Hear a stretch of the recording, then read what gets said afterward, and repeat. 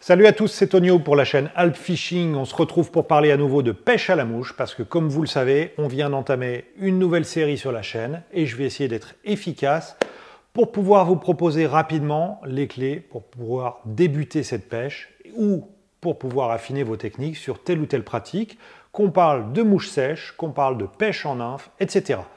Donc, on en a déjà parlé dans la dernière vidéo avec le matériel, la canne, le moulinet. Si vous avez manqué le début de la série, vous pourrez retrouver tous les liens dans la description de la vidéo. Le lien doit s'afficher également quelque part par ici. Et on va parler aujourd'hui des différentes soies qu'on va pouvoir utiliser et surtout des bas de ligne mouches, parce que si vous voulez réussir efficacement à pêcher à la mouche, il va vous falloir vous intéresser un peu sérieusement à ce bas de ligne dont dépend notamment votre lancer ou encore votre posée sur l'eau. Et très bientôt, on va partir ensemble sur le terrain, cette fois-ci, en rivière, pour parler de ce lancer, de la gestuelle, des conseils pour débuter, des problèmes que vous pouvez rencontrer également. On va parler des mouches également, des sèches, des nymphes, enfin de tout cet univers qui constitue la pêche à la mouche. Et si j'ai vraiment un message à vous faire passer, c'est la pêche à la mouche, c'est pas si compliqué. Et moi, je suis persuadé qu'avec un peu d'entraînement, quelques conseils, vous êtes toutes et tous capables de prendre du poisson et de prendre également un maximum de plaisir. Donc personnellement, c'est ma pêche de cœur. Donc je vais essayer de partager un maximum de choses sur cette technique et vraiment, j'espère que cette nouvelle série pourra être utile à certains d'entre vous, qu'elle vous permettra d'avancer, qu'elle vous permettra d'affiner vos pratiques. C'est une pêche qui est ultra complète, qui demande de l'entraînement, de l'observation. On est en contact étroit avec la nature et clairement pêcher à la mouche, pour beaucoup de pêcheurs, c'est bien plus que de la pêche. Donc restez connectés, ne manquez pas cette nouvelle série, pensez à vous abonner si ce n'est pas déjà fait, faites sonner la petite cloche, n'oubliez pas de me mettre un petit pouce bleu pour dire à YouTube que vous appréciez la chaîne et j'attends avec impatience vos commentaires auxquels je mets toujours un point d'honneur à répondre. Bien, passons au thème du jour. On a parlé dans la vidéo précédente des cannes à mouche, qui se caractérisent notamment par un numéro de soie. Alors ce numéro, c'est celui qui est indiqué sur le blanc de la canne. Généralement, on en a même deux. Ici, 4, 5. On va parler en détail de ces soies et comme d'habitude, je vais essayer d'être synthétique et de relever les points qui sont réellement importants à prendre en compte. Alors pour commencer, une soie, qu'est-ce que c'est? Déjà, on parle de soie parce que pendant très longtemps, on a utilisé la soie naturelle pour les réaliser. Et on a aujourd'hui évidemment des soies synthétiques essentiellement, mais en gros c'est un fil qui est constitué à l'intérieur d'une âme, d'un tissage, d'un tressage de plusieurs fils très fins, et à l'extérieur d'un polymère, donc c'est ce qu'on voit ici de couleur vert, qui va donner à l'ensemble une densité, un poids et également une glisse pour le passage dans les anneaux. Alors pourquoi on utilise une soie? Eh bien, c'est vrai que si vous ne connaissez pas la pêche à la mouche, l'utilisation de cette espèce de gros fil coloré peut un peu surprendre, mais ce qu'il faut bien comprendre, c'est le principe de la pêche à la mouche. La pêche à la mouche, c'est une pêche où on doit propulser à plusieurs mètres, voire plusieurs dizaines de mètres, un appât qui fait parfois moins de 1 gramme. Et si on compare avec la pêche au leurre par exemple, quand vous lancez un leurre souple de 15 grammes, c'est avant tout le poids du leurre et l'action de lancer qui va propulser l'appât et entraîner le fil. Eh bien, la pêche à la mouche, c'est l'inverse. Comme notre appât a un poids quasi négligeable, eh bien, c'est le fil, par son poids, par sa densité, par l'action qu'on va lui donner en fouettant avec la canne, c'est ce fil, c'est cette soie qui va acquérir de l'énergie et entraîner derrière elle le bas de ligne et enfin notre appât pour pouvoir le présenter au poisson. Donc cette soie, par notre action de lancer, elle va réaliser au-dessus de notre tête de larges boucles et prendre une énergie lors du lancer. Alors qu'est-ce qu'il faut retenir de cette soie? Déjà qu'elle a un numéro. 2, 3, 4, 5, etc. Plus le numéro est petit, plus la soie est fine. Mais votre numéro de soie, celui que vous allez choisir, ça va dépendre avant tout de votre canne. Donc je vous invite à regarder la vidéo précédente, si vous n'avez pas noté ce paramètre. Si on a une canne 9 pieds, soit 4,5 par exemple, on va pouvoir utiliser une soie 4 ou une soie 5 montée sur son moulinet. Cette soie, elle va avoir également une longueur, qui est une longueur généralement une longueur fixe, autour de 27-30 mètres. Au-delà, ce ne serait pas utile parce qu'on ne sort jamais 30 mètres de soie. Et cette soie, elle va être également flottante, plongeante, intermédiaire, etc. Alors, sur les soies flottantes, c'est les soies les plus classiques, c'est celles qu'on utilise notamment pour la pêche en sèche, ou même en nymphe, sauf si vous avez des besoins spécifiques, vous allez utiliser une soie flottante de la taille, le numéro en fait requis pour votre canne. Cette soie, elle va également avoir un profil. Alors là, ça devient un peu plus intéressant, on va se pencher un peu sur ces profils et sur ce qu'ils apportent à vos lancers. Le profil classique, c'est ce qu'on appelle le profil DT. DT pour Double Taper, ça veut dire double fuseau. Donc, je vais vous faire un petit schéma, là encore, pour que ce soit compréhensible. On va imaginer que notre soie fait 30 mètres et on va exagérer un peu les proportions pour bien comprendre le profil de cette soie. Cette soie DT, double fuseau, c'est pour décrire les extrémités qui vont de chaque côté en s'affinant. Alors d'un côté, on a le moulinet, on s'en fiche un peu, mais de l'autre, on va avoir le bas de ligne. Et en fait, cette soie, elle prépare un peu la dégressivité qu'on va avoir sur le bas de ligne, puisque à partir de cette soie, qui est assez épaisse, on va descendre ensuite sur du nylon en 50, 40, 30, 20 centièmes pour arriver à une pointe en 14, 12 centièmes sur laquelle va être fixée notre mouche. Donc l'intérêt, le rôle de ce fuseau, c'est tout simplement de venir préparer cette dégressivité qui est très importante parce qu'elle va jouer un rôle sur le lancer. Alors pourquoi ce double fuseau? Parce que la partie côté moulinet, finalement, elle ne nous intéresse pas vraiment, simplement parce que quand la soie commence à accuser le coup, à être un peu usée, on va pouvoir la retourner pour utiliser l'autre côté qui, théoriquement, est encore en bon état. Donc voilà pour la soie DT ou double fuseau, qui est la soie classique utilisée par les pêcheurs à la mouche. Mais on a une autre soie qui est très utilisée, c'est la soie WF. Donc WF, ça signifie weight forward, autrement dit le poids vers l'avant. Et effectivement, si on observe le profil de cette soie comparé à la soie DT, on constate que le fuseau est décalé sur la partie terminale de la soie. Alors pourquoi ce type de soie? Eh bien, lorsque cette partie plus épaisse est sortie, elle va représenter un poids plus important et donc faciliter les lancers parce qu'elle va acquérir davantage d'énergie qu'une soie DT classique. Alors c'est une soie qui est très utilisée notamment par les débutants parce qu'elle est plus facile à lancer et qu'elle permet d'atteindre des distances plus importantes qu'une soie DT.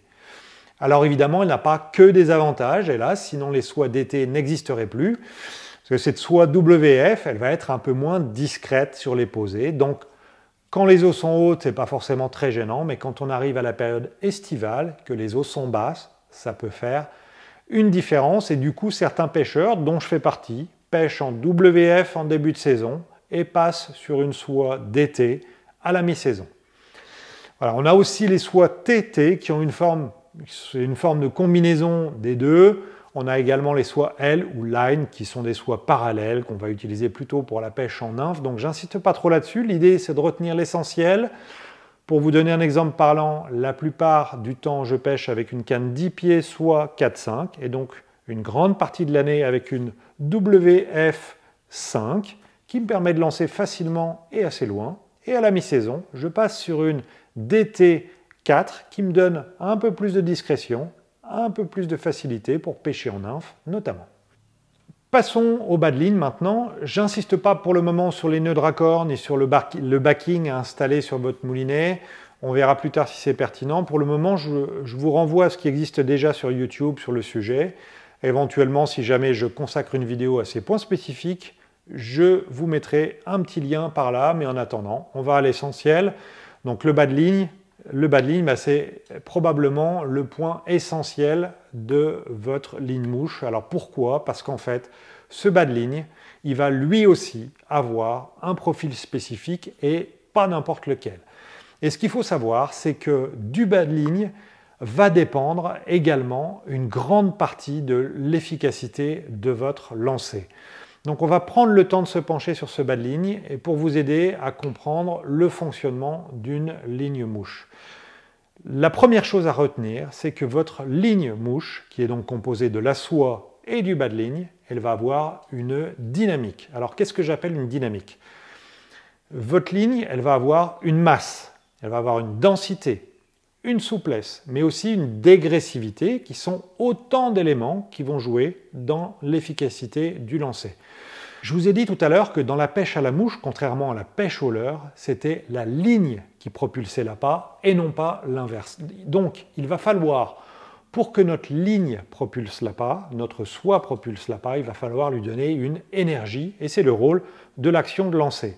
Mais il va aussi falloir que cette énergie se transmette tout au long de la soie, parcourt le bas de ligne et aille jusqu'à la mouche pour lui permettre de se poser correctement à l'endroit qu'on aura choisi. Alors comment elle se transmet cette énergie? Eh bien, on a vu que notre soie, qu'elle ait un profil DT double fuseau ou WF poids vers l'avant, elle avait sur sa partie terminale une dégressivité. Ça signifie que sur la partie la plus épaisse, de par son poids, va avoir une énergie supérieure à la partie plus fine. Et par conséquent, lors du lancer, c'est précisément cette partie épaisse qui va réaliser le gros du travail en propulsant la soie vers l'avant. Et cette partie épaisse, tout au long de son déploiement, va transmettre son énergie progressivement vers la partie la plus fine, qui va alors se déplier jusqu'à son extrémité. Et à cette extrémité, c'est là qu'on trouve le bas de ligne. Et en réalité, le bas de ligne, il s'inscrit simplement dans la continuité de cette logique. Il va lui aussi être dégressif, être plus fin à l'extrémité, de manière à ce que la soie, qui a acquis son énergie sur la partie la plus épaisse, puis sur la partie la plus fine, puisse transmettre cette énergie sur la partie la plus épaisse du bas de ligne vers l'extrémité. Voilà, la pêche à la mouche, c'est un transfert d'énergie. Alors, la question qui se pose sur le bas de ligne, c'est comment on le détermine, comment on choisit son bas de ligne. La réponse, elle n'est pas évidente du tout. Et surtout, elle n'est pas systématique. Elle dépend de votre type de pêche, elle dépend de la taille de vos rivières, elle dépend de votre canne, etc. Moi, ce que je vais essayer de vous donner, c'est quelques clés pour vous indiquer les paramètres à prendre en compte pour choisir son bas de ligne. Parce qu'un bas de ligne, c'est une longueur, justement, c'est une conicité, une dégressivité entre les gros diamètres qui sont à la jonction avec la soie et les diamètres plus fins côté mouche. C'est vrai que si vous traînez un petit peu sur Internet, vous allez trouver une infinité de bas de ligne, une infinité de recettes de personnes qui vous conseillent leur bas de ligne miracle. On a une véritable science du bas de ligne, on a même des mathématiciens qui se penchent sur des calculs complexes, et au final, quand on débute, et même quand on pêche un peu régulièrement, c'est pas toujours simple de savoir ce qui va ou ce qui ne va pas dans son bas de ligne, et savoir si on a le bon bas de ligne ou pas. Donc regardons ensemble déjà à quoi ressemble ce bas de ligne. Alors j'en ai quelques-uns ici. J'ai le premier, celui-ci, qu'on appelle communément une queue de rat, autrement dit un bas de ligne d'une longueur de 2,70 m, voilà, et qui termine globalement avec un nylon en 18 centièmes. Donc ce bas de ligne, le diamètre il commence à peu près en 45 centièmes et il va décroître progressivement pour atteindre à l'extrémité 18 centièmes. Et puis j'ai aussi celui-ci, donc ça c'est un bas de ligne de fabrication maison, on a ce qu'on appelle un bas de ligne à nœud. Voilà, donc ici celui-ci doit faire de mémoire 2,45 m. Alors il est assez facile à mémoriser parce qu'il est constitué d'une première portion de 50 cm en 50 centièmes, puis 45 cm en 45 centièmes, 40 cm, 40 centièmes, pour s'achever en gros en 20 cm en 20 centièmes, avec une dégressivité à la fois de 5 cm et de 5 centièmes. Alors, à l'extrémité, vous voyez ici, je fais une micro-boucle. Voilà, comme ça, mon bas de ligne, il reste intact. Je vais pouvoir l'installer d'un côté sur la soie, de l'autre sur la pointe. Et cette pointe, elle va être généralement fixée par un nœud de cuillère. Généralement, cette pointe, elle va faire 1,50 m en 14 centièmes. Si jamais je fais une pointe en 12 centièmes pour gagner un peu en discrétion, je peux toujours faire une avant-pointe en 16 centièmes, par exemple, pour toujours assurer la continuité de la dégressivité de mon bas de ligne. Donc dans un premier temps, la question qui peut se poser à vous, c'est est-ce que je choisis une queue de rat, toute faite comme ça, ou est-ce que je monte, moi, mon propre bas de ligne à nœud? Alors, si vous débutez, faites simple, prenez une queue de rat, hein, faites un peu attention en la choisissant, parce qu'une queue de rat, c'est une longueur, pas n'importe laquelle, un diamètre terminal sur lequel vous allez fixer votre pointe, pas n'importe lequel non plus, on y reviendra dans un instant. Par contre, à terme, c'est vrai que ça devient intéressant de fabriquer ses propres bas de ligne à nœuds parce que autant en termes de diamètre qu'en termes de longueur, vous allez pouvoir choisir intégralement la composition et la morphologie exacte de votre bas de ligne. Alors il y a un instant, je vous ai montré ce bas de ligne, c'est pas anodin parce qu'on va l'utiliser un petit peu pour analyser son fonctionnement, son intérêt. Outre le fait qu'il est facile à retenir, moi je le conseille souvent aux débutants parce qu'il est assez progressif. Il démarre donc avec un gros diamètre qui lui donne de la puissance, 50 centièmes. C'est compatible avec les soies de 4-5 et il est donc très facile à lancer. Pour progresser, c'est l'idéal et au besoin, pour gagner en discrétion ou pour limiter le dragage, vous pourrez progressivement allonger un peu la pointe. Vous vous retrouverez avec un bas de ligne assez facile à lancer, pratique à utiliser sur les rivières moyennes, du type de celles qu'on rencontre en montagne. Et ces bas de ligne, au besoin, en fonction de votre expérience, de vos types de pêche, des niveaux d'eau, de la saison, vous allez pouvoir les ajuster à vos besoins. Si vraiment vous pêchez en toute petite rivière, vous aurez juste à enlever la toute première section en 50 centièmes de ce bas de ligne et débuter en 45 centièmes, par exemple. Ça restera très facile à lancer, avec un bas de ligne un peu moins puissant, mais quand même une conicité qui sera quasiment identique. Et derrière, vous pourrez mettre une pointe autour de 1,20 m par exemple. Ça fonctionne toujours très bien. Alors ensuite, comment on fait pour faire évoluer son bas de ligne à mesure qu'on prend de l'expérience? Alors, on va commencer par les bases. Primo, plus votre bas de ligne est long, plus le total bas de ligne pointe est long, plus il va être délicat, difficile à lancer. Donc, au fur et à mesure que vous pratiquez, que vous prenez de l'expérience, vous allez pouvoir allonger votre bas de ligne si besoin. Mais si vous débutez, si vous êtes encore perfectible sur votre lancer, alors restez sur un bas de ligne type queue de rat, assez court, autour de 2,50 m, maxi 3 m. Et progressivement, vous allez pouvoir l'allonger. Au-delà de la longueur, on va parler de la conicité de votre bas de ligne également. Ce qu'il faut retenir sur la conicité, c'est que plus elle est prononcée, plus votre ligne sera facile à lancer et facile à diriger. Alors c'est le cas quand on a un bas de ligne court. La conicité, dans ce cas, elle est naturellement plus prononcée.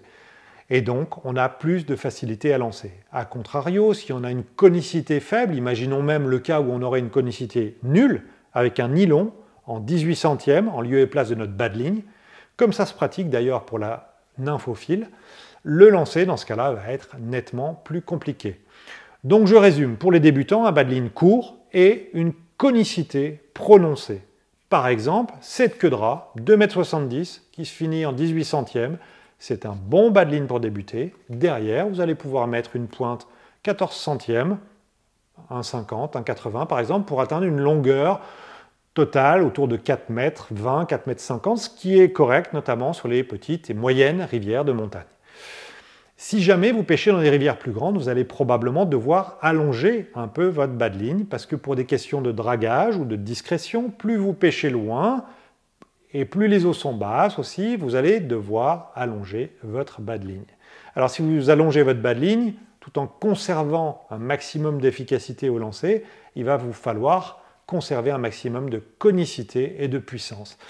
Et ça, on le fait en donnant de la puissance à notre bas de ligne, en augmentant principalement les longueurs sur les gros diamètres à la jonction avec la soie. Donc vous allez pouvoir allonger un peu les portions en 45 centièmes, puis en 40 centièmes, et ensuite vous allez revenir sur des diamètres intermédiaires à partir du 30 centièmes à des longueurs plus courtes pour accentuer la conicité jusqu'à arriver à l'extrémité en 20 ou 18 centièmes. Avec ce type de bas de ligne, vous aurez de la puissance pour propulser votre mouche assez loin et de la dégressivité pour que votre ligne se déroule correctement et aboutisse à un lancer correct. L'autre question qui se pose, c'est de savoir quel bas de ligne utiliser pour pêcher à la fois en sèche et en nymphe. Alors, je ne vais pas évoquer ici la nymphe à vue, qui est une technique qu'on pratique dans les rivières de plaine avec des courants lents, comme les eaux très claires, sur la Sorgue, la Loue, l'Ain, etc. Parce que je n'ai pas réellement le loisir, moi, de pratiquer ce type de pêche. Ici, en montagne, les rivières sont essentiellement des rivières rapides.